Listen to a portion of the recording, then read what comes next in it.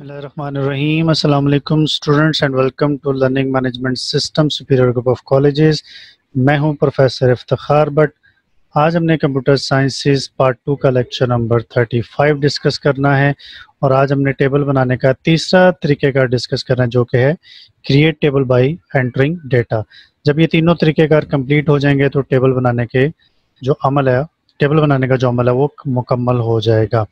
शुरू करते हैं कि टेबल बाय एंटरिंग डेटा से किस तरह से बनाया जाता है। तो सबसे पहले डेटाबेस को ओपन करते हैं जिसमें हमने टेबल बनाना है। तो ये सब आपके सामने मौजूद है। इस वक्त डेटाबेस बनी हुई है और वही दो टेबल जो हमने लास्ट टाइम दो तरीक़ों से बनाए थे वो आपको नज़र भी आ रहे होंगे।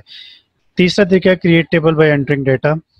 इस तरीक़ेकार को बाकी दोनों तरीक़ेकार से सबसे ज़्यादा आसान समझा जाता है, क्योंकि इसमें आपके सामने एक एक्सेल की तरह की एक शीट ओपन हो जाएगी और आप अपनी मर्ज़ी के मुताबिक टेबल के जो फील्ड्स हैं उनका नाम चूज़ करते जाएंगे। उसके अंदर डायरेक्ट डेटा भी एंटर होता जाएगा साथ साथ।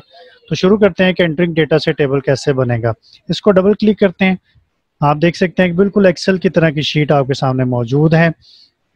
पहले शुरू में आपको 10 फील्ड मिलेंगे, लेकिन अगर आपको ज़रूरत पड़ेगी तो आप इसमें 10 से ज़्यादा भी फील्ड ऐड कर सकते हैं। बहुत सिंपल तरीका होगा कि यहाँ पे फील्ड के जो नाम है, इनके जो कैप्शन आप देख रहे हैं, फील्ड 1, फील्ड 2, फील्ड 3 के नाम से आपने अपनी मर्ज़ी के मुताबिक इनके नामों को कर देना है चेंज।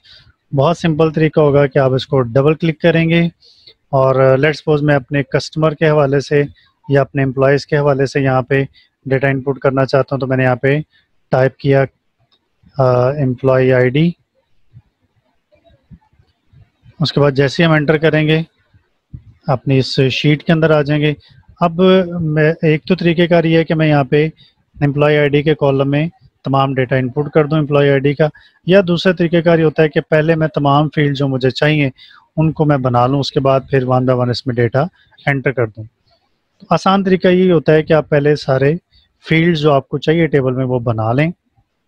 जैसे फील्ड नंबर 2, उसको डबल क्लिक किया तो यहाँ मैं लिखना चाहता हूँ एम्प्लॉय सैलरी,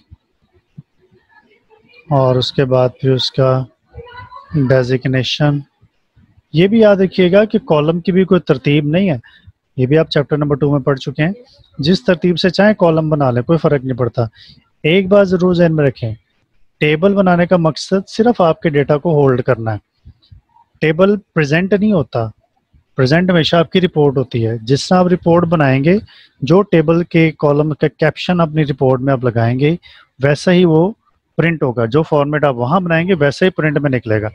टेबल के अंदर आपको ज़्यादा फॉर्मेटिंग करने की ज़रूरत नहीं पड़ेगी। तो इसलिए यहाँ पे जो भी आप चाहें टेबल का जो फील्ड नेम है वो चूज़ कर लें, मुख्तसर से मुख्तसर रखें।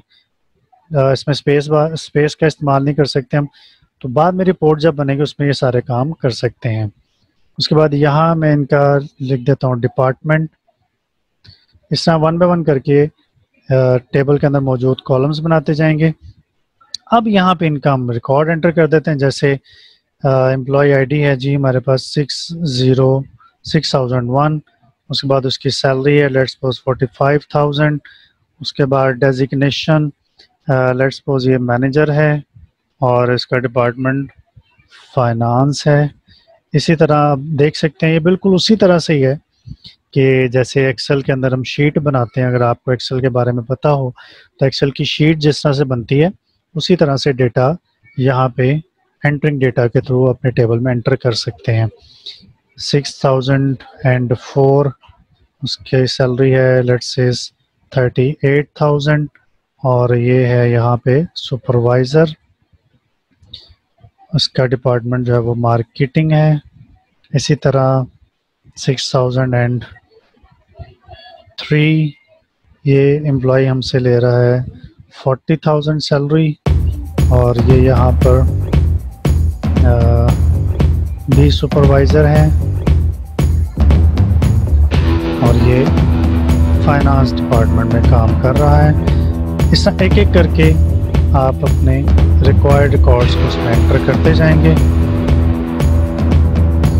और ये यहाँ पे जी मैनेजिंग डायरेक्टर। आपने देखा होगा कि हमने ना तो फील्ड की जो विड्थ चूज़ की है, ना ही इससे डेटा बाय एंटरिंग डेटा के तरीक़ेकार में, ना ही उनके हमने डेटा टाइप चूज़ की है। या ऑटोमेटिकली कंप्यूटर इसकी तमाम जो है वो सेटिंग कर लेता है, हमें इसलिए इसमें घबराने की ज़रूरत नहीं पड़ती। इसका मैं रख देता हूँ जी मार्केटिंग। इस तरह ये टेबल यहाँ पे कंप्लीट हो गया। इसको जैसे हम क्लोज़ करेंगे तो वही मैसेज आएगा कि टेबल को सेव करना चाहते हैं, यस। इसका नाम हम कर देते हैं EMP1 एम्प्लॉय 1। फिर वही मैसेज आएगा कि आपने प्राइमरी की नहीं बनाई, कि आपने बनानी है, तो यहाँ हम चूज़ कर लेते हैं नो। और ये देखें एम्प्लॉय 1 के नाम से टेबल बन गया। तो तीनों तरीक़ों से हमने टेबल बना लिए। और अगर आप इसका डिज़ाइन देखना चाहते हैं तो वही तरीक़ेकार होगा। सेलेक्ट करने के बाद डिज़ाइन पे क्लिक कर दें।